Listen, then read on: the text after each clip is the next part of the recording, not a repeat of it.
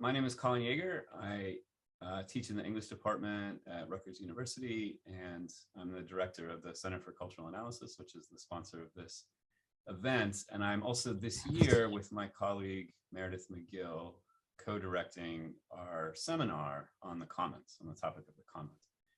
And it is in that context that we are gathered today for this masterclass, the first of two, on poetry and the commons. So before I turn things over to Meredith for brief introductions, I want to just invite you all back at this very same time a week from now, when Dave Collings and Juliana Spar will be joining us to do this all again. But for now, I'm going to turn things over to my colleague Meredith McGill. It's a pleasure to have everyone here. I've been looking forward to this event for quite some time. What we're going to do in the next 2 weeks is turn our attention to the history of poets' engagement with the promise and the failure of the commons. We could theoretically have picked any artistic medium or genre. Painting, dance, theater all come to mind. But Colin, Kristen Grogan, and I all study Anglophone poetry, and we know what a rich resource poetry has been for thinking through the history and possibilities of the commons, hence these two intensive sessions. We have imagined these sessions as a kind of master classes where we've invited experts to introduce and help contextualize the poems we'll be discussing. So I'm going to introduce our two masterclass leaders very briefly, so we don't lose much time in talking about the poems. And then I'll turn things over to Joanna and to Kristen Grogan, who will moderate today's session. Joanna Picciotto is associate professor at UC Berkeley and is perhaps best known for her 2010 book, Labors of Innocence. It's a marvelous book. Labors of Innocence in Early Modern England. In this book, she examines the early modern investment in the figure of Adam as a thinker and as a laborer. Among other lines of argument in this major book, Picciotto explores the idea of Eden as a kind of originary commons, the state of nature imagined as the ground of popular sovereignty. As you know from reading Winstanley, or as seminar members know from reading Winstanley in particular, the idea of Eden as a lost promise and as a powerful precedent lurks behind much Protestant thought on alternatives to capitalist modernity. Harris Feinsod is Associate Professor of English and Comparative Literary Studies and Director of Graduate Studies in Comparative Literature at Northwestern University. His 2017 book, The Poetry of the Americas, From Good Neighbors to Countercultures, explores 20th century American poets' networked relationships with a broad range of Latin American poets. Feinsod insists that 20th century American poets need to be read not within a walled-off national tradition, or, this is unusual for departments of English in relation to European literature, but rather in the context of inter-American political struggles and utopian ideals, both advanced and resisted, all around the looming presence of US hemispheric political power. It's a terrific book. Both of these are wonderful books. I can't recommend them enough. But I don't want to lose a minute to the poems we have before us. So I'm going to turn things over to Joanna and ask you to take it away. So I assume that you guys were gathered thinking about the commons as our only exit from the present cul-de-sac. As Howard Odum argued long ago, land ownership needs to be reconceived. At a minimum, it should no longer include the right to destroy land's role in sustaining soil, water, and atmosphere, which is taking the right of life from other people. So nations as presently organized are obviously something of an obstacle to this. But the forced conversion of agricultural and service workers into unequipped first responders, I think, really helpfully made explicit how little the modern nation state needs to care if the people who theoretically constitute it live or die. Right? So our body politic is a zombie life form. But the other corporate entity that structures modern life, right, the corporation of shareholders has never been healthier. And its rule is mediated rather than effectively countered by the structures of representative democracy. So under these conditions, right, the idea of citizenship as skilled and conscientious work seems preposterous.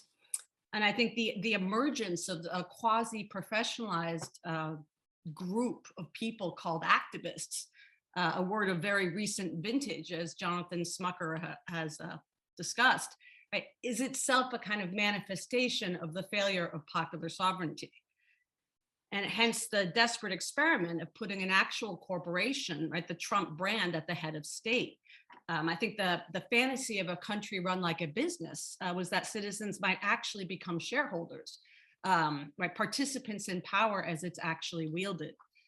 So unlike the nation state, the modern corporation of shareholders coheres. I mean, it coheres conceptually and practically. It exists to maximize profits for its shareholders, and it does that. So the legal definition of the modern corporation depends on that concept of the corporate person, which can strike people, I think, as an antiquated or bizarre concept. But, you know, I would suggest, and many others I think would suggest and have suggested, right, that it's really the monopolization of corporate agency by shareholders that's the problem here. So it seems to me we need some understanding of corporate agency grounded in the person to organize collective life democratically. Right, so to imagine the commons, one also has to be able to imagine and so become part of the collective working it. Right, so I mean, in terms of my investments, like the kind of very abstract investments in my remarks today, I don't think you can have a politics without an anthropology, without some kind of normative commitment to something beyond process, and that something is going to be grounded in the person. All right, so the stuff I gave you guys is a text from the English Revolution, right, which is a kind of often taught as a kind of historical way station between traditional and modern society. And I think just the very simple point I would want to make through these texts is that other modernities were under construction in this period that were made entirely out of traditional materials and seeding practices less resonant with liberal or libertarian traditions than socialist ones. And many of these processes are still in they're still in the process of development. I mean, we can think of today's sweep of debt jubilees, the growth of municipalist strategies over the political and economic life organized by the nation state. And I think from this perspective, you could see Marxism itself, a tradition linking theory and practice as a development and perhaps a clarification of very traditional critiques of usury. So back in grad school, I was taught that the figure of the body politic naturalized social difference by presenting the hierarchical arrangement of functions, right, the head and the hands, as the very means of solidarity, right, and the only possible one. So that leveling was in a favorite word of those years, was unthinkable. And yet, of course, it was thought all the time.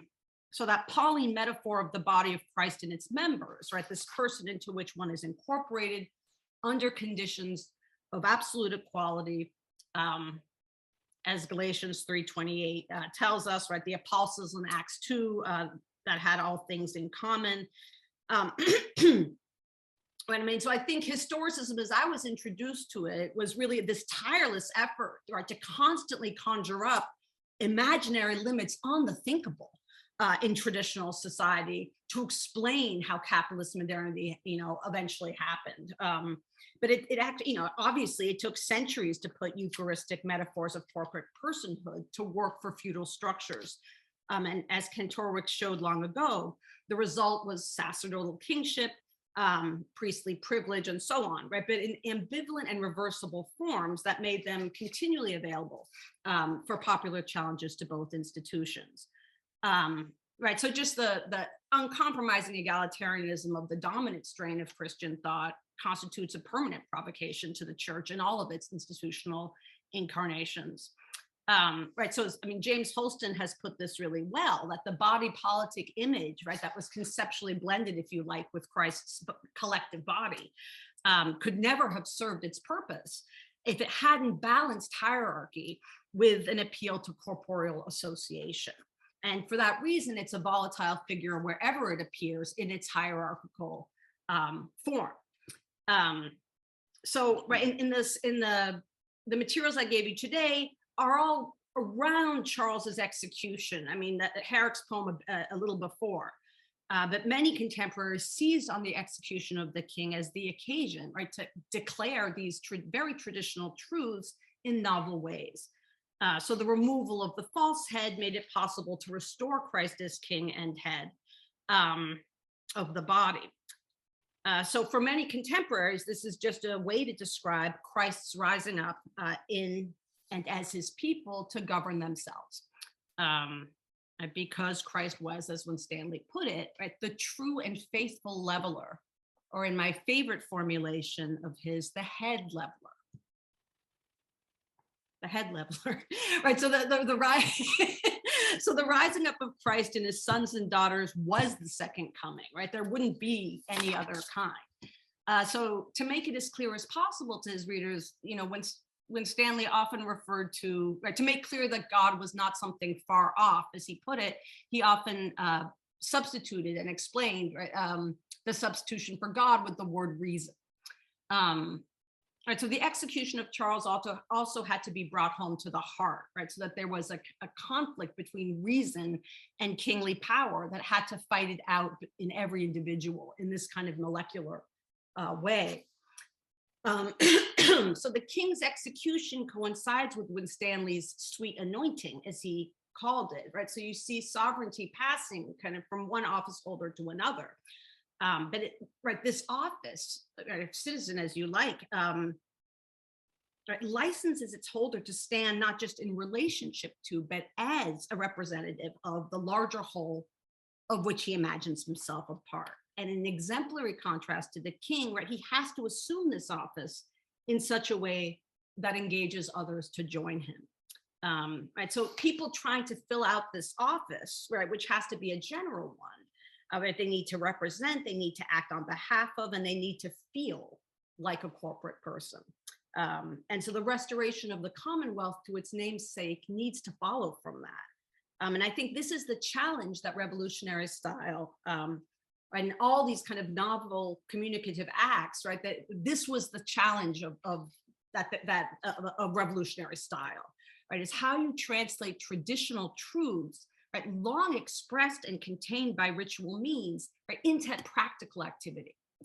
Right, so you're translating the hypothetical and the subjunctive as if, right, behave as if, right, we are all equal in Christ's body, right, translating that hypothetical and subjunctive truth, which ritual holds together, right, into the indicative, into the present indicative, so that those metaphors that kind of organized Christian society would actually come to describe the material conditions of its existence.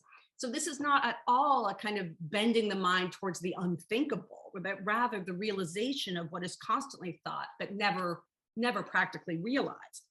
And so I think among, right, the most obvious things I think I would point out to a student looking at these texts is the continual return of Eucharistic language and imagery throughout these texts. So in the very last pages of the PDFs that I gave you, that little packet cop, you know, we'll eat our bread together in singleness of heart. We'll break bread from house to house, a kind of rolling Eucharistic feast. Or when Stanley, who declared himself eager to break bread with any in whom I see but the least measure of the Father rising up. So in terms of how I would think about this kind of more theoretically, or well, theoretically is a kind of grand term. I just aesthetically, I think I'm thinking very much about the continuity of practical and aesthetic training, right? So I'm thinking about these texts of this period as kind of putting its readers through a kind of aesthetic training. And this is a unity expressed by the early modern sense of art. So I'm finding it useful to think about that very distinction between learning how and learning that. Right, the propositional knowledge and then kind of practical working knowledge as a version of the distinction between style and content, right, in which literary understanding begins. Right, so where practice is concerned, propositional knowledge, like the paraphrasable content of a poem, right, is not going to get you very far. So the analogy, I think, between style and habit is really important here. Just as style finds expression across works, without constantly resorting to repetition. So habit is responsible for unprecedented acts, right, as well as routine ones. I mean, this is an argument famously made by Dewey, a long time ago, right? But that's the logic of apprenticeship in a sense, right? So I'm thinking about, one can think about the reader as a kind of apprentice. You go through a process of apprenticeship with a text that ends with your incorporation into it.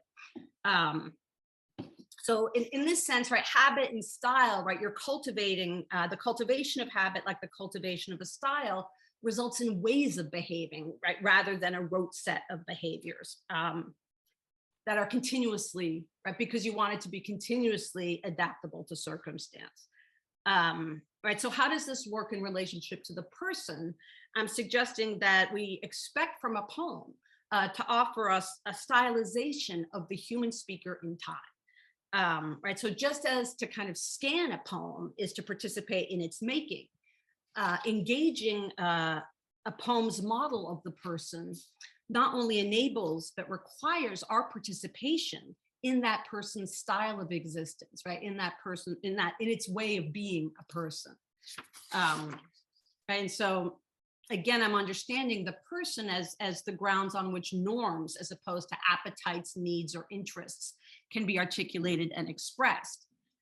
Such an understanding, I think, implies the importance of a concept of the person, right? Not fully coincident with any particular human being, to good forms of collective life, right? So here I'm really following Alan Grossman, right, who argued also long ago that the turn to poetry is compelled when the central institutions of a culture have failed to shelter the value of the person, right? So when large groups are mobilized by the conviction that the institutions custodial of the human image have failed to conserve that image, they may enter a revolutionary situation. And in such a situation, the aesthetic authority of the person, the aesthetic authority to represent the person is up for grabs, right? And there's that possibility of it being more widely available. Now, for Grossman, this is a matter of a scarce resource requiring distribution. But for those who recognize such scarcity as artificial, right, it's really a matter of socializing the means of its production. Right, so each member of the extended body becomes in a new way vulnerable and in a new way obligated to participate in the new autonomy of the communal person, right? That's Grossman. Right, so I think in 17th century England, we see that participatory expectation encoded even in very traditional Republican ideas of citizenship, right? And we see this consolidating corporate identities everywhere, so that corporate persons are just as likely to be created and mobilized against overwhelming concentrations of power as the other way. So what I wanted to do now is just kind of go through the reading really, really quickly, some high points. Yeah, and I'm on time. Okay, good. So we begin with I just want to look at the kind of two most thrilling parts of Herrick's insane poem, and then lead you through a few high points of the supplementary reading. Right. So this is a year before Charles's execution, published by the royalist, rebel-hating poet.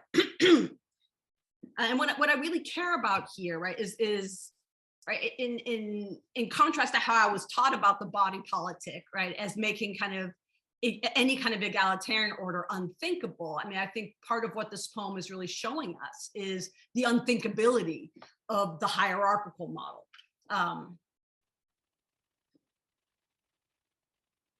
I just shouldn't have used that word. That was a creative reuse of the word, which would suggest a redefinition of unthinkable. Okay, come, sons of summer, by whose toil we are the lords of wine and oil, by whose tough labors and rough hands we rip up first, then reap our lands. All right, so you'll see by the end of the sentence, sorry I read that so terribly, by the end of the sentence, grammatical responsibility for the labor of the sons, right, has gravitated to the lords, who now literally seem to possess not only the lands, but the rough hands that work it, right? So far, so orthodox, right? And I think we see the formal neatness of those lines are perfected by internal rhymes and alliteration, right? Tough and rough, rip and reap. And so these effects, I think, can be said to camouflage a conceptual tangle, but I think also to shine an uncomfortable light on that tangle, right? Because the formal symmetry being built here depends on a very awkward syntactical twist, right? By whose, by whose. And I think that it's the repetition of by whose here almost calls attention to itself as a question, right? Right, whose labor is this? Whose food is this? Ultimately, right? I mean, this is how we get through that kind of awkward syntactical twist. This is how we get the labors producing lordship itself, right? The surplus harvest, if you like, of lordship. Likewise, the poet's command to the rustics at the very end of the poem. I'm in the last few lines here, the fourth to the last. Feed him ye must, whose food fills you, right? It seems to kind of express the reciprocity that it endorses, right? So it's another well-formed symmetrical utterance. Feed ye, food you. You get your caesura serving as a nice fulcrum, providing the needed balance, right? But that balance, as in a seesaw, is produced by tension, right? So this confusion of ownership, right? You must feed your food source, I think, is presented to us as a pleasing and even holy paradox, but it acts as an irritant, right? Again, right, whose food is this? And that tangle, that crucial confusion is ownership, right? The Lord's act of charity, right? The charity of the season is predicated on the people's charity, which is not freely given charity at all, but something closer to theft, as that must makes clear. Right, so picking up just before that conclusion, the poet urges the rustics to drink and grow fat. Right? So he's openly aligning them with the livestock being fattened for the slaughter. Right, so if we read the final few lines, that this pleasure is like rain, not sent ye for to drown your pain, but for to make it spring again. And we read this to make it spring as a phrase suggesting that showers bring flowers, right? And invoking the superstitions that made harvest home necessary for the proper continuation, right? Or the smooth functioning of the seasonal round or the agricultural cycle. But I mean, spring is obviously functioning as a verb whose grammatical subject is pain. And so I don't think the verb is really hiding behind the noun here in spring. I think it's playing a very tense game of peekaboo. And I think the riot of meanings and of feelings triggered by these words are really held together by form, but they cohere as a problem, right? I mean, I think form here conducts the tension, carries the tension. It does not resolve the tension. So I do not think this poem is the kind of triumph of literary form over logic, but an aesthetic registration of a contradiction, right? And the person registering that contradiction cannot cohere. Right, the speaker can't even imagine himself here, I think, in the scenes he's presenting to us, as he easily does, right, in the erotic and devotional poems. So I think, like the Wizard of Oz, he's kind of screened behind a voice of imperatives. The poem knows this, and the poem knows that you know this, and that's because Herrick is a great poet. Right, so as long as the kind of body politic is imagined in these hierarchical terms, these harsh paradoxes and contradictions are going to be dogging them. So the other comments I have relate to the leveling treatments of that body, and here, I mean, in terms of what the poetry and the commons, I mean, I think something that's really interesting, and I'd love to hear your thoughts about that the invention, the density, and the polysemy that I associate with poetry, right, that makes me someone who studies poetry, right, tends to happen in mixed forms in this period, right, that it tends to be happening in prophecy that breaks into verse or starts behaving like verse rather than in verse proper. Right. And I just would love to talk to you about why that is, right? So if you look at the Digger songs, right, they're never as, they never behave as much, they behave like verse, right? But they do not behave like poetry in the way that moments of Winstanley's prose do. Right. So since you guys actually are really familiar with Winstanley's project, right, that makes a lot of sense, right? This kind of withdrawal from the mass withdrawal from wage labor that would ultimately isolate, right, that would leave the landowners reduced to peasant proprietors and ultimately incentivize them to join, right, the common people working on the waste commons. I think maybe I can just look at 2 moments.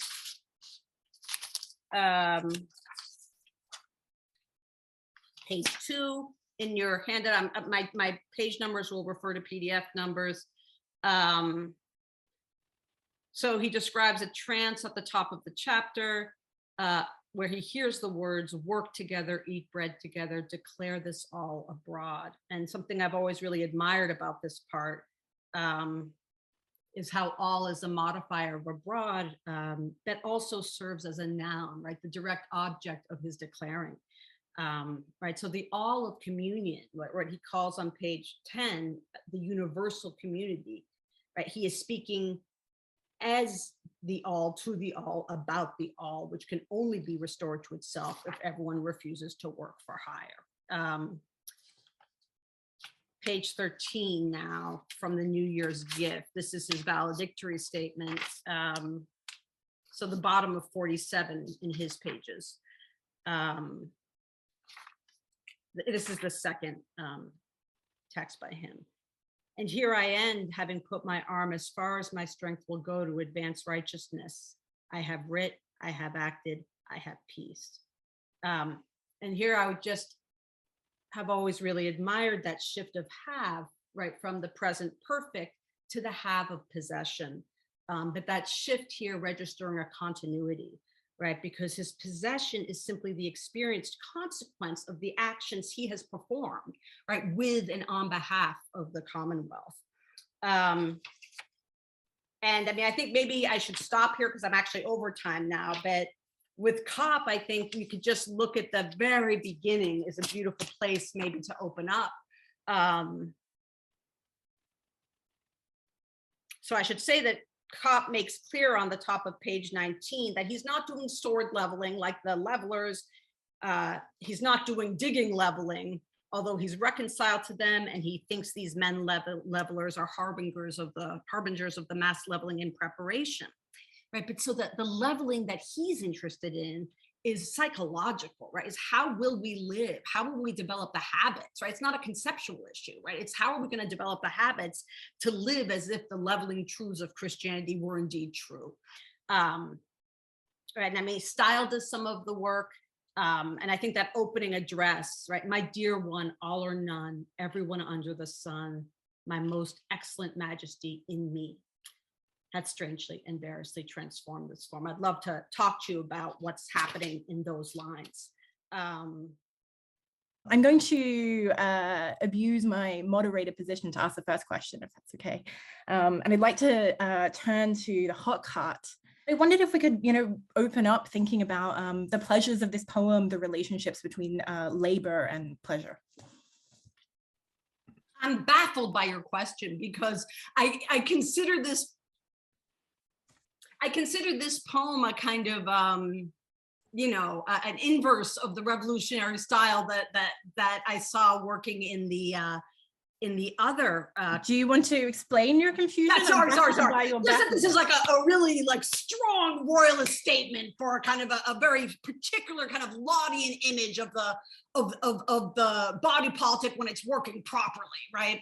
Mm-hmm. But I guess, of course, I mean, I see your point that precisely because it's exposing these contradictions, that it kind of is participating in a revolutionary style. But I would say, perhaps a revolutionary project, but I would say, right, it's only in kind of showing very, as a good poem would do, kind of openly showing it's not. All right, it's problem, the problem of the speaker. It's very hard for us to incorporate ourselves into the speaker in a way that there's very little preventing us, right, from entry and incorporation into these other speakers. And he's kind of explaining to us why he doesn't cohere and why he can't give us like the pleasure that, and why he can't give us a form of absolute belonging, right, in this group. Right, in this, I mean, one of the things you could say about if this is the body politic working appropriately, if this is the collective as it's working well, right, it's incredibly important that we can't possibly imagine any of these people as readers, right? There's no concept of these sons of summers as anything really but kind of, you know, patriarchal subjects and children. I think, right, that he's telling us what the pleasure we're taking, the pain that it costs some. Hi, Dr. Picciotto. Thank you so much for this really illuminating discussion. And I wanted to go to bat for the Digger songs, and maybe that's going to put me on my back foot already. But you have this great expression, and I hope that I don't reproduce it incorrectly when you describe one of the problems facing what you describe as a revolutionary style, translating traditional truths held together by ritual form into new and material actions. And that, to me, that seems like exactly the work that Winstanley's common meter political hymns, political psalms, is doing, right? And that's really kind of the work that all metrical psalmody at this period is doing. And so I'm curious, if this is within a larger scope of a project that you're working on, if common meter is working within an early modern poetics of the commons in fungible ways during this revolutionary period, and how you might describe that, or to what ends do you see common meter being used or rejected by revolutionary era poets engaging in debates about the nature of polity and property? Yeah, that's just a great question. And I think, so I think what I should have said is, I mean, obviously these Digger songs are incredibly important, and we know that he wrote them with help, all right, that these were actually collectively authored. And so I think, and they clearly work, right? Because the kind of limbic resonance, right? The common meter, right? I mean, I think you want a kind of very, I mean, to the degree that they're work songs, and also celebratory songs, both, right? So the work and right, the pleasure perhaps joining, working in common to celebrating in common, right? It's incredibly important that you get a very strong, again, kind of the material or the physical assistance of strong, recognizable metrical forms to establish precisely that limbic resonance, so that it's actually a matter of experience, right? It's not a matter of, right, it kind of short circuits, right, higher order thinking entirely, right? So in that sense, it's like it does that work, right? But in terms of the kind of, and this is something I'm still struggling with. I mean, you know, George Wither is probably the most important poet of the period in terms of revolutionary style, but it doesn't predictably do the kinds of things that I love poems to do. And so I'm working with that right now. I mean, I think what interests me is the fact of what I recognize as poetry sprouting up in these otherwise non-poetic texts. The Hawkheart is a difficult poem. It was published in 48, but he was probably written earlier, and it's got this complicated relationship with Mildmay Fane. But to me, one way to look at it, one way to understand the way it doesn't resolve the problem that it presents, is that it is an imitation of Johnson's To Penshurst. I mean, it's working in that country house mode.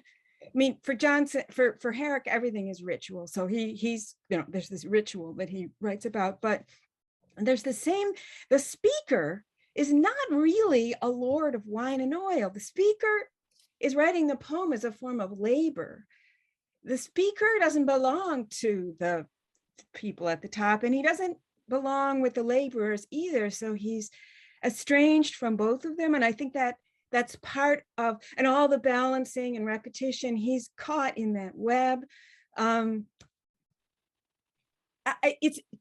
as you pointed out so brilliantly, at the end of the poem, you feel shock.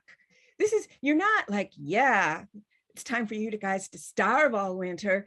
He's just unveiled something shocking, and he's given it to this guy, Mildmay Fain, who's an important patron of his and fellow poet. It's very audacious. I don't know. So I just wanted to jump in. I mean, that's the thing. Yeah, that's exactly right. That's the opening, "We are the lords of wine and oil," is laughable, right? I mean, right? He's kind of playing the jolly vicar, kind of mediating these social relationships, but really under cover of, right, the poet, right? He wants the poet to be kind of mediating these social relationships between the lords and the sons. But then the work of poetry, right, the labor of poetry, as you're putting it, kind of does its necessary work of exposure, right? And then that makes, I mean, and that's why I'm suggesting that there's a kind of stylized incoherence of the speaker in terms of his social situation. Yeah. Right, because he's what we depend on for this kind of social lubrication and this work of social mediation. But when that kind of poetic machine gets going, what it does is it reveals. Yeah. Right. And I think, and then you start going back and seeing all the ways in which that scorpion's tail at the end is pressed into and anticipated at every moment of pleasure. Yeah. Right. I mean, one student of mine was incredibly obsessed with the need, that meat pile and the distinctions made even in that meat pile, as well as this kind of separation of beverages, right? That every single time we're getting what seems by the logic of the body politic to be an irresistible logic, right? That hierarchical differentiation is the mechanism, the only mechanism of social solidarity. Right, but it shows us why that logic is incredibly kind of friable. Right. Yeah. And so I think that has consequences for the speaker or the poem stylization of the person that makes it difficult for us to fully get incorporated. So I just have a big question for you, if you don't mind, because I loved your wonderful way of repudiating this notion that hierarchy is it and everything else is unthinkable. You know, another version of that is that the carnivalesque is just a safety valve to release frustrations, but it's actually a way that power uses events to manipulate the commons for its own ends. Whereas actually the opposite may be true, that the commons is prior to the state and to power. And the carnivalesque is Saturnalia, et cetera. All these traditions are archaic, several millennia old in comparison to forms of institutional European power, which are very recent, right? And then you're getting at this with the contrast between the body of Christ versus the body politic, which is hierarchical, et cetera. And I love that defiant riposte to the hierarchical theory of things, and then coming back down to Winstanley, Abiezer, Kopp, et cetera. I'll just put it in a kind of facetious way and then let you play. On the one hand, you could say hierarchy is embedded, like a Burkean argument. Right. On the other hand, we could say, no, let's be communists and say, actually, the priority, the archaic is collective life. And, to hell with these notions of hierarchy. That is specious and artificial and recent. So I'd just love to hear your thoughts where you end up and working through these kinds of questions. Yeah, so I think what I'd say, and I mean, in terms of, and this indeed was very much how Kopp was read has mostly been read as like what I think your colleague calls, right, the devolution of sovereignty to the individual, right? And this is the kind of anti-institutional 1968 ranting Kopp, and if you actually look at Kopp, he's really, I mean, this preaching naked often means that they're preaching in kind of, home clothes, like it's not, I mean, there's a lot of kind of, I think, exaggeration that has gathered around this idea of Kopp as a ranter, right? He comes really out of a very respectable Baptist tradition.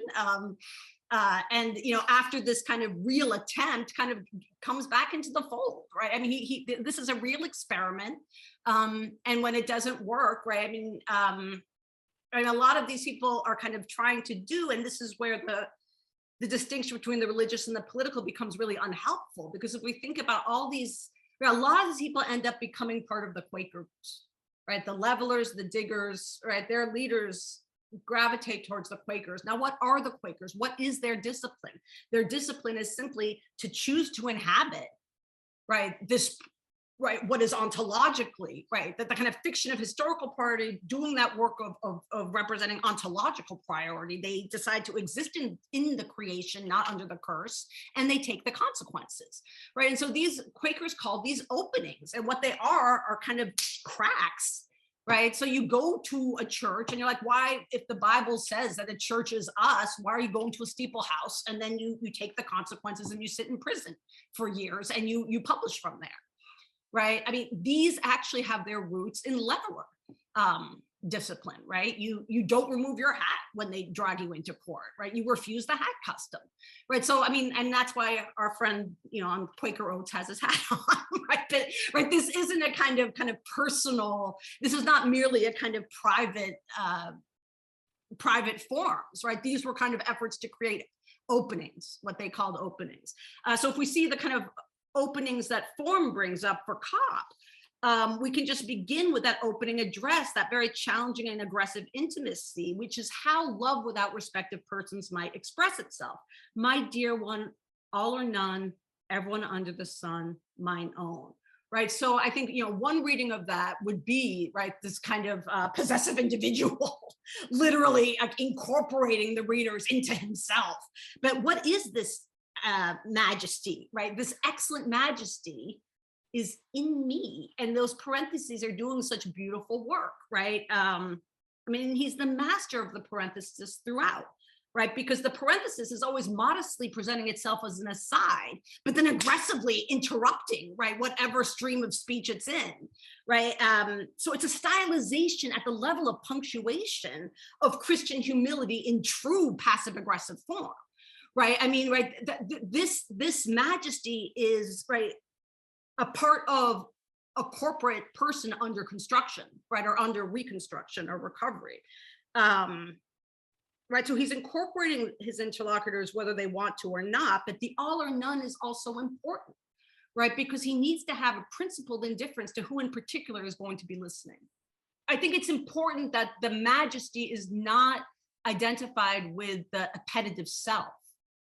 Right. I mean, this is the distinction when Stanley makes between reason, right, which is public and corporate, and based on like material experience, and kind of private imagination, which we would probably describe as projection, right, of an appetitive self. Right. Those are totally distinct. In ways that the traditional resources of Christian thought make pretty easy to understand conceptually and much harder to put into practice. And that's where the practical help of form can be of service. We have Harris Feinsod. So I will let you take it away, Harris. Thanks so much. It's a real delight to be in conversation with you. It's joyful, it's pleasurable to be here with you all in conversation today. I did want to thank Meredith and Colin and Kristen for the invitation, and Diana for all of her organizing work, and for the chance to be in dialogue with Joanna, whose work I've long admired. And I was thinking about the sort of two propositions that came out of your thinking today, Joanna. One, that the poem was kind of technology for the translation of some subjunctive tradition into indicative, practical, sort of revolutionary experience, and the other, the proposition that the poem was a kind of I guess is the sort of Grossman's proposition that the poem is a custodian of an abandoned or betrayed model of sensuous experience. And I was just thinking they're close compass points, but they're not quite the same compass point. And so one question is just for me is how you conjugate those sort of models of thinking about the poem. So that's just one of the things that's going on as I'm listening to this conversation. I know this has been billed as a masterclass, but in the spirit of the Commons, I thought I should immediately divest from the expert holdings associated with that term, and gesture towards their redistribution. So I prepared the requisite remarks on the packet of poems I sent you. But what is, of course, most exciting to me is the chance to talk with people that have been thinking about the commons probably more intensively than have I. And I also just wanted to say at the outset that the last, sort of few months or year or two, I've been learning a lot from some younger scholars that are doing great work on poetry and sort of transnational commenting questions. And I sort of feel kinship with them in the thoughts I'm sharing on 20th and 21st century work. I'm thinking of Carlos Nugent's work on land grant activism and eco-media in the American Southwest, Dan Eltringham's work on the commons in sort of recent poetry of the United Kingdom and Mexico, Jamie Collins's examinations of experimental poetry's relationships to allotments and provision grounds. I think we'll be reading them in the next years. So I'm going to train this part of today's discussion on poetry's relation to agrarian history in the Americas. I'm going to share my screen too. So these are terrestrial questions, and they require me to kind of come ashore after spending the last few years researching a book about modernism and marine labor, and return to another framework of inquiry that's important to me, namely hemispheric studies. And I'm a part of a kind of loose group of hemispherists that come from comparative literature and who promote a tradition of comparison that seeks correspondences and identities in histories of transnational, common to the literature of the Americas in their historical aspect. And so I'm interested in histories of transnational circulation and intertextual diffusion. But for me, it's really been important to investigate unlinked patterns of affinity and disunion that are determined variously by dimensions of language and form, history and society. Sometimes the reason I bring this up is I sometimes regard this comparative practice in terms of a kind of commonplacing, following a method of amassing commonplaces that Edouard Glissant once advocated as the true approach to the problem of worldwide relation. In my view, that scrapbookish citation building activity itself constitutes a significant methodology for investigating literature's co-implication with its conditions of existence. And so, for example, a recent article, World Poetry, Commonplaces of an Idea, I argue that the malign term world poetry might be clarified simply by commonplacing its philological history, the poetic folkways and habits of use through which it has been expressed, that is, by reanimating its verbal parameters as a locus communis. And so in the packet of poems I sent you, you'll find poetic commonplaces on commenting itself in the hemispheric Americas. Some of these poems offer that locus communis of communal land tenure, such as the Mexican ejido system, invoked by Carlos Gutierrez Cruz and Salvador Novo and Rodrigo Toscano in various ways. Others look to the kind of imaginative identifications with state socialism in the early 1970s, the poetry and art of Cecilia Vicuña, for example, during the Allende period in Chile, and the Nueva Canción of Daniel Villetti in Uruguay. And so I'm just sort of, there's so much here because I want to amass some instances rather than to propose a theory. I think we'll locate many key problems and contradictions within that kind of accumulation of instances. So before I talk through these poems and make a few brief remarks about each of them and their relation to the commons, let me say another word about the spirit of spirit and method of comparison here. One quietly influential contribution to the tradition of hemispheric comparison I've just described was Richard Morse's 1986 article, Triangulating Two Cubists, William Carlos Williams and Oswald de Andrade. Morse was a historian with literary inclinations who compared two small avant-garde poems about farms. One, Williams's famous The Red Wheelbarrow, the other, de Andrade's equally brief lyric of peonage on a Brazilian fazenda, A Roça, the farm.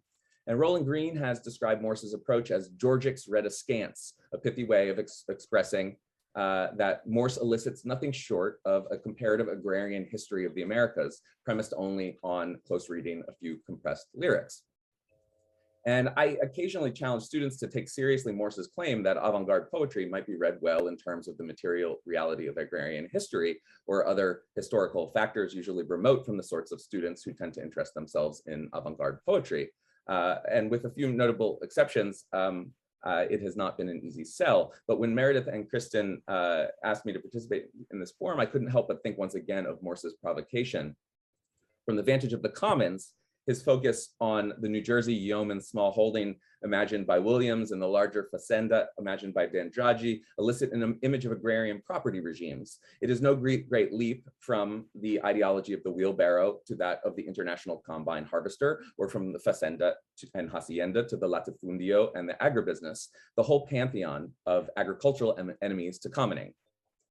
So what would it mean to recover instead a recent poetry of agrarian poetry of the Americas at odds with this property regime? This was how I interpreted the assignment that you gave me in asking me to bring to bear some aspects of Latin American poetry to the thought of the Commons. So I also want to just say that I'm really grateful to get an assignment like this.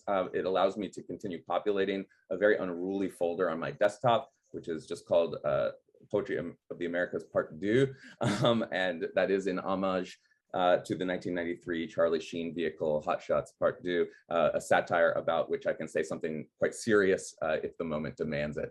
But let's talk about the ejido.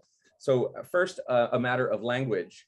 The various meanings of the common in English do not translate isometrically into Spanish. Certainly, the word común registers aspects of the mutual, the usual, the ordinary, the familiar, all the connotations you'd find, for example, in sentido común as common sense.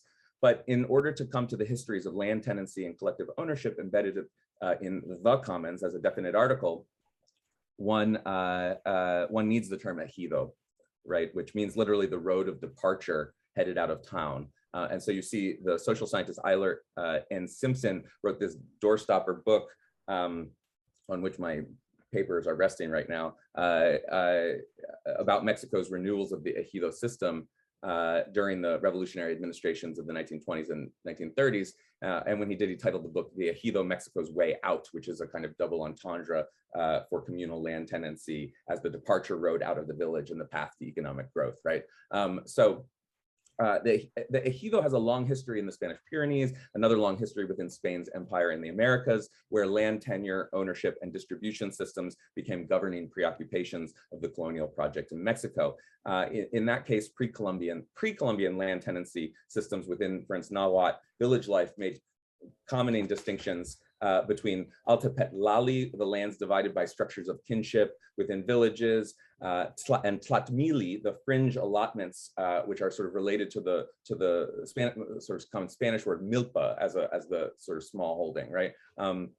And according to Simpson, one could understand large phases of colonial history, I don't think this is a great stretch, as intensifying conflict between communal landholding villages and large private estates granted to colonists by royal favor in the form of encomiendas, peonías, caballerías, and so on. But importantly, and this has sort of come up already in the reversibility model that we've been discussing. Importantly, the Crown also recognized and institutionalized communal land forms, in some ways recategorizing Altepetlali as the ejido, right?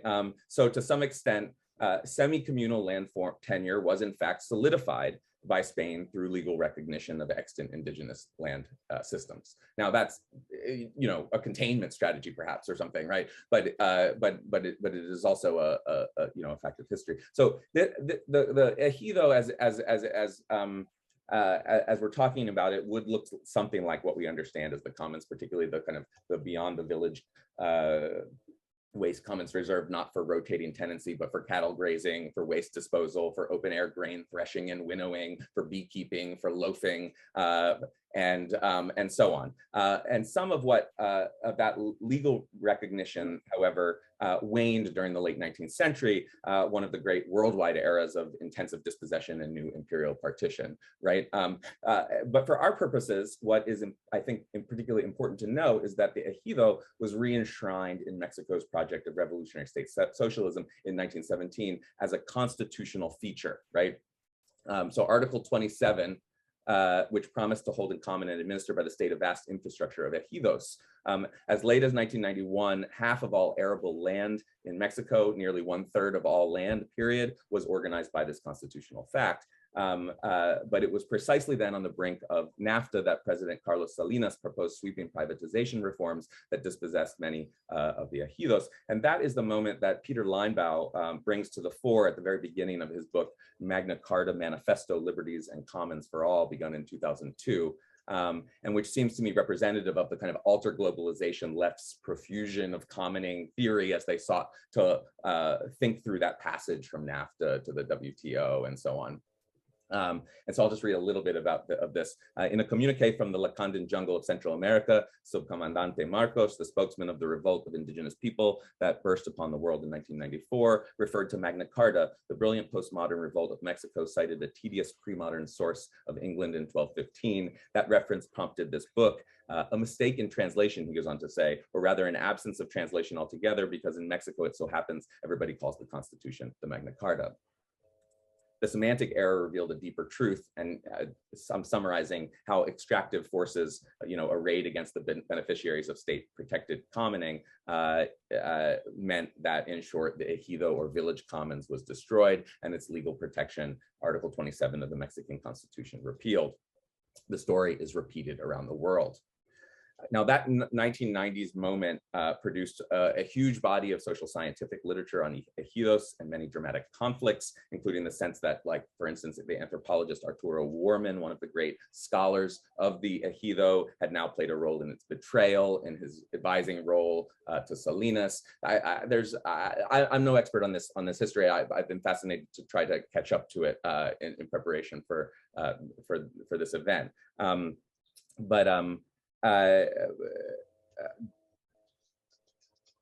But what's, I guess, interesting to me is to start to locate a kind of set of poetic commonplaces around the ejido in the moment of its revolutionary fervor in the 1920s and 30s, in the sort of moment after the repeal in the 1990s and early 2000s. And so the first of the poems that I've kind of selected for you that bookend this story of the 20th century ejido is Carlos Gutierrez Cruz, a poet associated with Mexican state socialism, who wrote the poem El 3030, named for the ubiquitous Winchester smokeless rifle associated with Zapata's revolutionary forces. And Gutierrez Cruz's verses were enshrined in some of the major public works projects of muralism as well. For example, you can see here a verse at the foot of his friend Diego Rivera's panel, El Abrazo, in the Secretariat of Public Education. And I'll go to the detail. Workers of the country and the city, dispossessed of freedom, strengthen the bond that unites them in pain and struggle, and an embrace of strength and love will flower from the fertile earth. After that embrace, they'll pay no tribute nor favor, and paddock and machine will bear all their fruit for you. Now, the dynamics of the relation between the industrial proletariat and the rural campesino is, of course, one of the great emerging debates of anti-colonial Marxism in precisely these years. Think only of the rural pivot of Mao Zedong just a couple of years later. And I guess I just wanted to say around this poem, the 3030, that it's a simple corrido ballad that offers a kind of cry of revolutionary militancy in the face of land dispossession. It's used as the beginning of Simpson's book on the ejido. That's where I found it. But in tracing its origins, I noted that it was first published in El Machete. El Machete was the newspaper founded in 1924 as the official organ of the Mexican Communist Party. These are two photos by Tina Modotti that show both urban obreros and rural campesinos reading El Machete. In one, you can make out the headline, Toda la tierra, no pedazos de tierra, all the land, not just pieces of the land, right?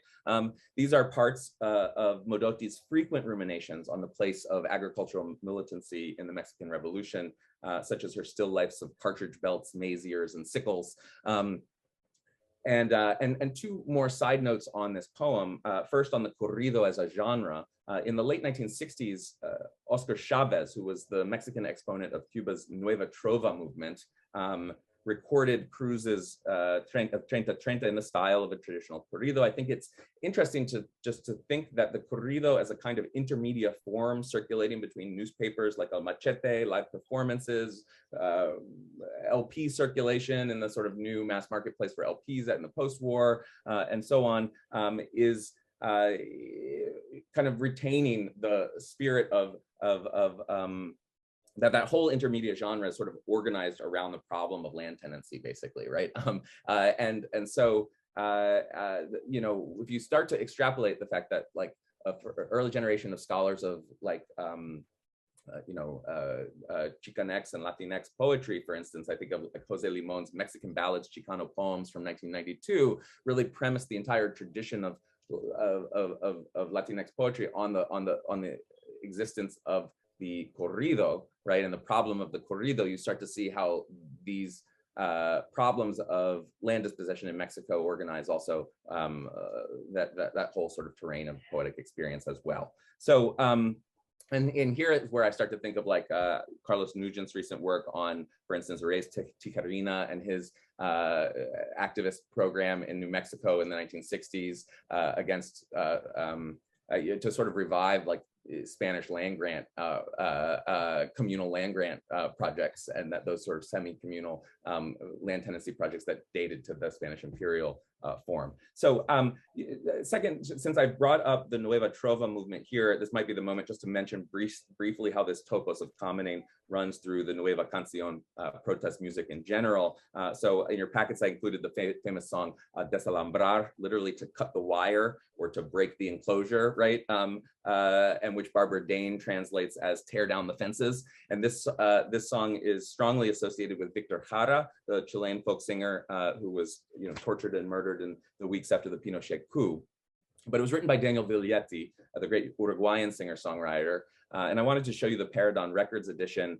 Some of you may know Barbara Dane, famous for her record, I Hate the Capitalist System. Dane performed as a revolutionary tourist in Cuba in 1966 or 1967, I can't remember. It was inspired by the kind of spirit of tricontinentalism to publish records from the great singers of the new protest movements, amongst them Viglietti. And what I find particularly fascinating about those records from, especially the ones from Latin America that Paradon produced, is that the policy group NACLA, the North American Congress on Latin America, wrote very detailed liner notes on the development histories, political insurgencies, and agrarian conflicts structuring the national situations at stake. So you can see that these records are really sophisticated intermediate insertions into that whole era of civil conflict and imperial intervention over land distribution. So now, if we go back to the 30s here, I suppose I would, of course, caution against a political romanticism for the kind of revolutionary culture propagandized by Carlos Gutierrez Cruz or Modotti or Rivera. In its day, one of the most striking critiques of such culture came from the poet Salvador Novo, part of the Contemporáneos group, whose sexual politics were subject to homophobic attacks by state-aligned poets, which was only one of the sort of like kind of fissures, I think, between between the state project and his writing, but who sort of strikes back in really, I think, interesting critiques, such as the Poemas Proletarios from 1935 that I, one of which I translated for you. And let me just read a few stanzas, this on page 12 of the packet I sent, which sort of pillory the revolutionary literature. Literature of the revolution, revolutionary poetry, maybe 3 or 4 anecdotes about Villa and the flowering of the Mausers. That should be 1S, I think. The flourishes of the lasso, the Adelitas, the cartridge belts and maziers, the sickle and the sun, proletarian painter brother, the corridos and campesino songs, and overalls, the blue of the sky, the strangled siren of the factory, and the new rhythm of hammers of worker brothers, and the green patches of communal lands from which the campesino brothers have excommunicated the scarecrow priests. The revolutionary propaganda pamphlets, the government at the service of the proletariat intellectuals at the service of the government, the radios at the service of the proletarian intellectuals at the service of the government of the revolution, to repeat incessantly its postulates until they are etched in the minds of the proletarians, at least the proletarians who have radios and who listen to them. Time grows in silence. Hojas de hierba, leaves of grass, right? I don't know. I haven't figured it out yet, the Whitmanism here. Dust from the graves. And so here and elsewhere, Novo tries to puncture the conceits of revolutionary art that claim to represent common and popular subjects, such as Gutierrez Cruz's poetry in its flowering of the Mausers, Rivera's murals with their themes of embrace between the campesino and the industrial proletariat, or Modotti's photographs with their cartridge belts and maziers, the sickle and the sun, right? The limits of literacy and the limits of the new commodity and communications technologies become the limits of revolutionary representation. For Novo, too, many contradictions too many contradictions undermine the premises of a common state culture for the communal land project, right? And so here we start to come upon the sorts of critiques of the commons that political theorists like Elinor Ostrom have been eager to move beyond. Can the state guarantee the commons? Can the market guarantee the commons? That sort of kind of false binary. I think we do end up like a little bit in the trap, basically. But I was thinking there too that, you know, this poem is called From the Remote Past. And I was thinking of Joanna's model of the revolutionary style translation into indicative material existence. And I do think that this poem is very much concerned with that kind of a model, with what does it mean to bend all of the baggage of a national culture into a kind of practical revolutionary existence that might serve. And so that mode of praxis, I think, really helped me understand something about this poem. Really quickly, Novo's concerns proved very prescient about the way in which the cadres of revolutionaries, intellectuals would be co-opted by a state that could not effectively radicalize the program of land redistribution. So despite the rhetorics of Obreganismo and Cardenismo followed in the wake of, so the first de jure president after the revolution was Venustiano Carranza, who was a wealthy landowner who put forward the Article 27 precisely as a kind of containment strategy. And to some extent, the kind of limbo of the ejido system, its failure to be radicalized throughout the 20th century is kind of the story of the PRI. And that's, I think, most powerfully critiqued in '68 by the Argentine filmmaker Raimundo Gleiser's incredible film, Mexico, The Frozen Revolution, which I highly commend to you. But we can kind of locate a coda on the question of the ejido in the poetry of Rodrigo Toscano's poem Hidden Harvest from 2003. Toscano, born in San Diego, is a poet and union organizer who has been active in overlapping sort of post-language and avant Latinx and anti-capitalist poetry scenes since the late 1990s. Alongside his work doing trainings across the country on behalf of the Labor Institute in conjunction with the United Steelworkers. This poem, Hidden Harvest, comes from Platform 2003, published on Lynn Heginian's Atalos Press, a book of poems that pointedly address the social commitments of a late 1990s sort of alter globalization activists, from celebrations of Immokalee farm workers and Teamster strikes to meditations on the industrial base behind then labor leader Lula da Silva, to the coy Brechtian satires of free trade summits. They're really funny, clever poems. Toscano layers these fields of reference within a remarkable prism of intersecting speech idioms and a kind of polyvocal strategy he was simultaneously honing in the wonderful collapsible poetic theater poems he wrote, poems that he wrote for multiple voices at the same moment.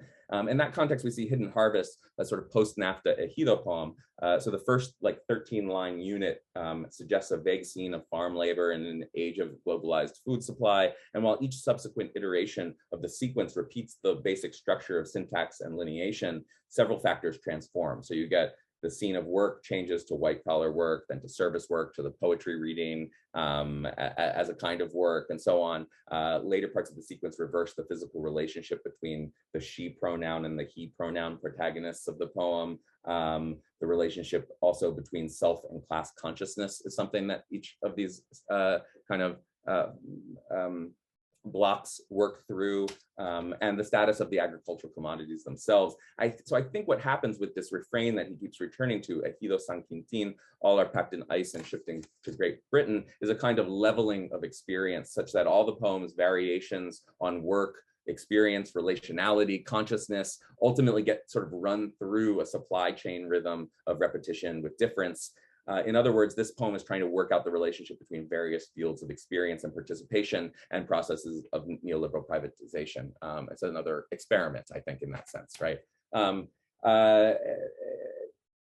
skip a little side note about C.D. Wright and her relationship to NAFTA, but we can talk about it later if we want. And I'll just lastly conclude by saying that Rodrigo Toscano is linked to a poet like Cecilia Vicuña, through a variety of scenes, but also through, for instance, journals such as Roberto Tejada and Kristen Dijkstra's Mandorla, a new writing of the Americas, a wonderful bilingual journal we've just digitized and posted on our website, Open Door Archive. I think that I thought that that would be just helpful to kind of bring up as a context for how poets like Vicuña and Toscano are linked. They've read together many times, written about each other, and so on. But Vicuña is another poet affiliated with the sort of avant Latinx scene. She's the great Chilean multimedia artist, performance poet, who was in England at the time of the 1973 coup. She remained in exile in England, then Colombia, later New York. For a long time. And I hope we can talk about the range of Vicuña's practice, but in terms of the Commons, I just wanted to mention a few of the projects she initiated as a very young poet celebrant of Allende's administration in the early 1970s. And what I love about works like On Behalf of Seeds or Autumn and The Bank of Ideas, those three poems I circulated, are their mixture of kind of celebratoriness and restlessness towards the limits of a common culture afforded by state socialism. Maybe someone put that wonderful quote about pleasure in the chat earlier, or delight here, and I think that's exactly it.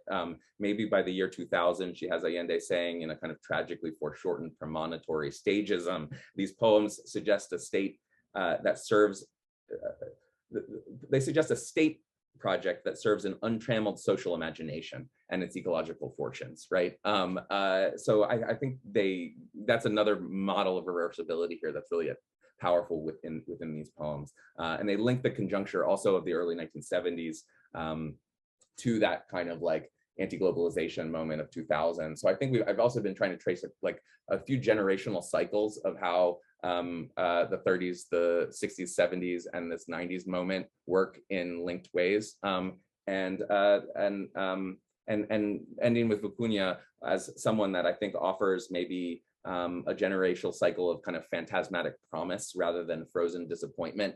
You know, maybe in that spirit, I'll just note, I don't know if anybody saw the photograph that's been going around this week, but the new defense minister of Chile is Salvador Allende's granddaughter, and there's a wonderful picture of her as a baby going around. Anyway, I'll stop there. So thanks. I just have a quick question. Can you just walk us through in the Novo his riposte to what's up with this strategy of this kind of pastoral reduction in response? Right, time grows in silence, leaves of grass, dust from the graves that barely disturb the world. Can you just walk us through like what you think? I just am dying to hear you talk about those lines. I think that mostly the kind of the sort of longue durée dimension of the poem, the remote past, right, which is sort of conjuring a like the nationalism of the Porfiriato as it premised itself on a certain model of like it had a version of pre-Columbian thought that it premised its nationalism on, that was sort of supplanted by a kind of revolutionary indigenismo. And so there is like this kind of like working through these different layers of patriotic nationalisms and their different like sort of bardic, like kind of bardic nationalisms in the kind of Katie Trumpeter model, right? And so I think he's kind of like trying to just sort of unwind a lot of that and hollow it out. There's a kind of flattening affect there in this poem that actually maybe makes it interesting to compare to Toscano's poem. I think both of them have a certain like deadpan aesthetic that they're interested in. So those are some preliminary thoughts, I guess. Yeah.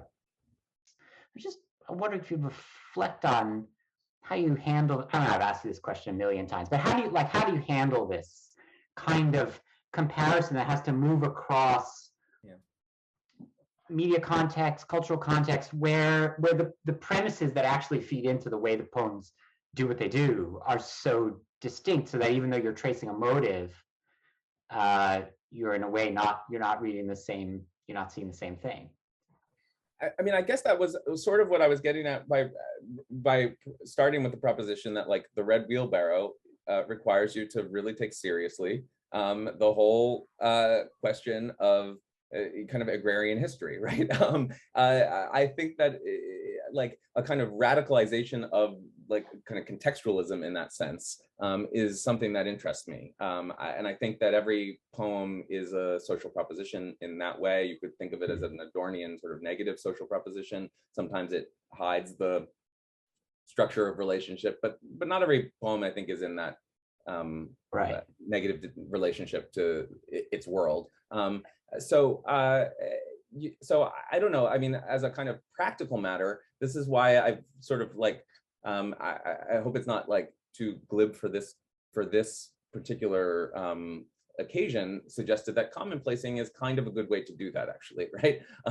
That sort of like movement across different like verbal propositions that create a sense of what the locus communis of what our speech is about, and if we move across them, we find the terrain of our social world, right? And that to me like seems to be the activity that would be valuable to do, and why I guess I put a lot of stock in something like literary historical experience, basically. And I think that we don't talk enough about literary history. So I don't know. That's a slightly messy answer, but that's the beginnings of something. I was wondering if rituals seem to function formally or otherwise in the way you're thinking about the kind of energies that these poems are gathering or could gather. And also, this is a real reach, but the tension that you describe between the agrarian, I forget the word, the peasant basically, and the industrial proletariat, if form offers a way to kind of bridge those in that mode of ritual.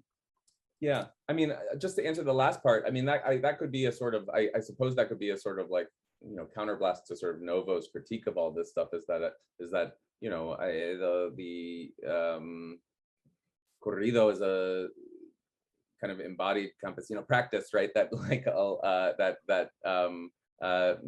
mediates problems of literacy, problems of telecommunications networks in all sorts of ways. It's good at doing that. Is good at that precisely in its ritual iterability.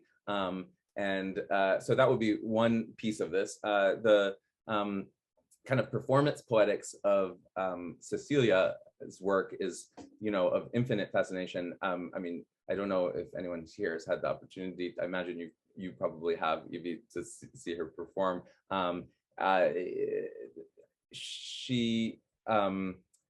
There's a wonderful book of translations of sort of transcriptions of her performances that Rosa Alcalá has done, called Spit Temple, for example, that is a way of thinking precisely about just how important the kind of ritual performance is to the center of her practice. But she's a multimedia artist who, you know, in the early 70s was producing incredible paintings that were kind of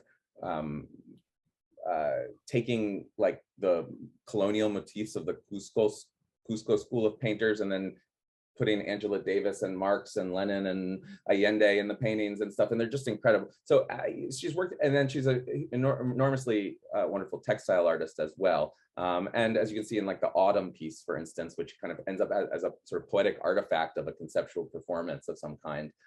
She's always working in these intermediate kind of modes. So the place of ritual, I think, is kind of central to that. It's one of the kind of aspects of her work that links it to in some ways, the mood of prayer, I would say. There's a kind of quiet hush to the poems. There's a kind of sacerdotal quality to some of them. She's a very canny player on that different set of ritual possibilities within the poem.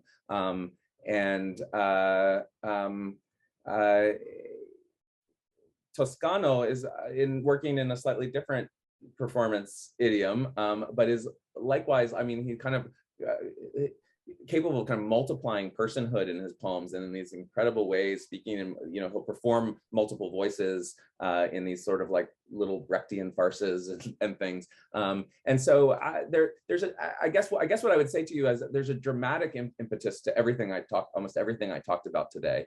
There's a performative impetus to almost all of it. And that, I think, is part of the claim that this kind of poetry has had on different kinds of like social formations, basically, right? And every poem as a genre, whether it's the hymn that gathers the community before the absent God or whatever has a kind of social impetus of that sort. And I don't think it'll necessarily satisfy Andrew to say that I do think that there's like a kind of just like a range of possibilities there, a range of compass points, and that we always get some proposition about the way to answer a particular social formation with form.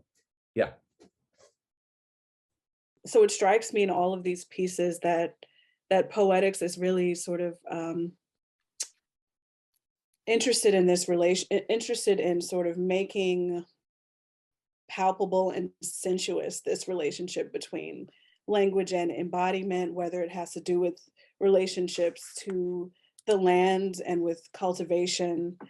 And so I'm thinking of, various thinkers who have brought us to this space. Sylvia Wynter is one of them. And, I wonder how it might be connected to sort of, across the 20th century in the Americas, this sort of turn to, the folk and to sort of these representations of labor and how they become a part of this revolutionary poetics.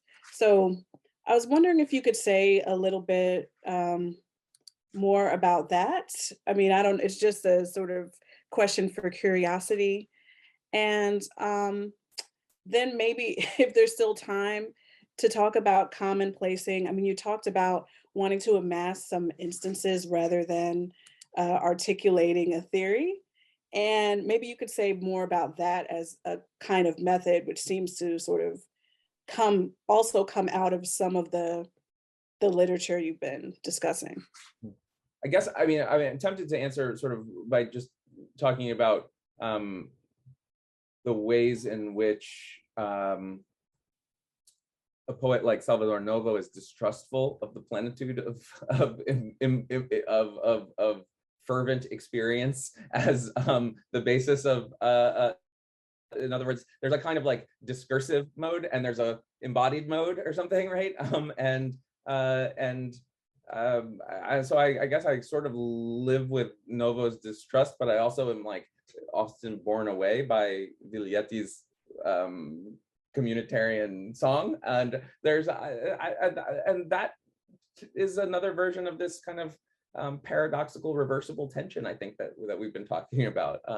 Then as for the kind of second part of things about method and kind of the amassing of instances, that I think like to me like I think of another kind of section of the commonplace book of my thinking or something on this would be about like propositions about how to make lots of literatures talk to one another, basically, right? So Robert Duncan's idea of the symposium of the whole, or Octavio Paz's idea that every poem is a kind of mere sort of aspect of the single text of the single poem, right? Or something. And I kind of live with those models, and I think that like one of the things that we can do by like taking the threshold of our attention to a place where we perform these kinds of like roving connective activities, especially with works that don't necessarily speak to one another, is to create a literary historical commons, essentially, right? Where our various histories as readers can hope to meet. One of my dear colleagues, Reg Gibbons, once told me a story about being in when he was a graduate student, being in a seminar with Raymond Williams, and he said that like some students were sort of putting one another down for what they had or had not read or something like that, and Williams sort of like banged his fist on the table sort of and said, everybody has their own right, the right to their own history as a reader, or something like that, which I thought was such an interesting formulation, and the kind of spirit of a kind of Marxist humanism that I think is worth a lot. And so the kind of like, so what sort of like institutional spaces or spaces that do we construct as whether it's the classroom or our books or our research projects or so on, create the kind of opportunities for our diverse histories as readers to meet, basically. And how do you do that without it sounding like pluralism or something, right? Or something, yeah. I was kind of fascinated by specifically the role of tools that keeps coming up. First, in these poems that Harris was discussing, and then it sort of leads us back to the other poems where we have, the levelers are fascinated with the digging and the spinning and the tools that are sort of implied there. And so the tools of revolution are analogous to the tools of the field, right?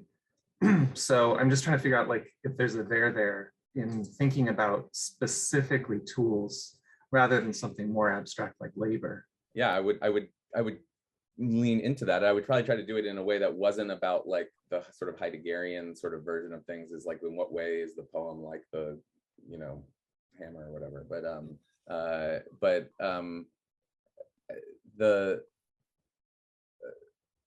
one thing that kind of flashed to mind was a sense in which like the kind of question of language as tool. I think Toscano is particularly good at that. And as Joanna was talking about the levelers and all of the kind of antinomian groups and everything, right? Like I was thinking about Toscano has like this book called Leveling Swerve, and he has a book called, or he often would invoke the term swivelization sometimes. And there's these kinds of like mechanical operations that he's really interested in, the ways in which like aspects of syntax and can perform and things like that.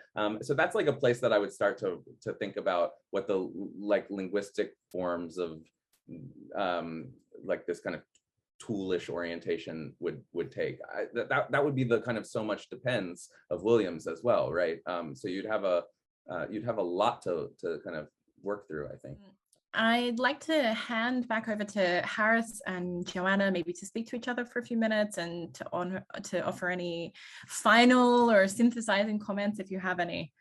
I was so interested. God, there's so much in I just have so many questions and points of excitement. Probably, I really want to hear you talk about the bad leveling. Like you invoked a bad leveling that I thought was really useful. That's all.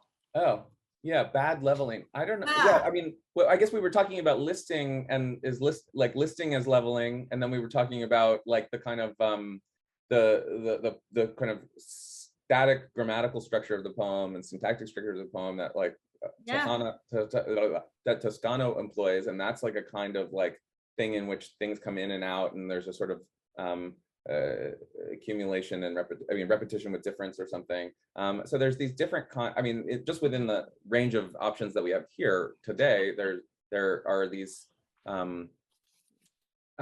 different affects towards repetition, basically, right? That are really central to how the poems kind of get their